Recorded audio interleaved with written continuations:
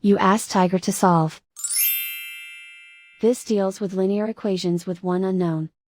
The final result is x equals 3. Let's solve it step by step.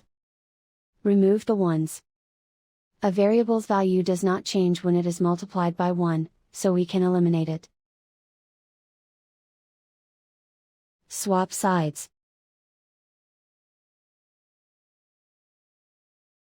Group all constants on the right side of the equation. Add 1/3 to both sides. Combine the fractions. Combine the numerators. Reduce the zero numerator. Simplify the arithmetic. Combine the fractions.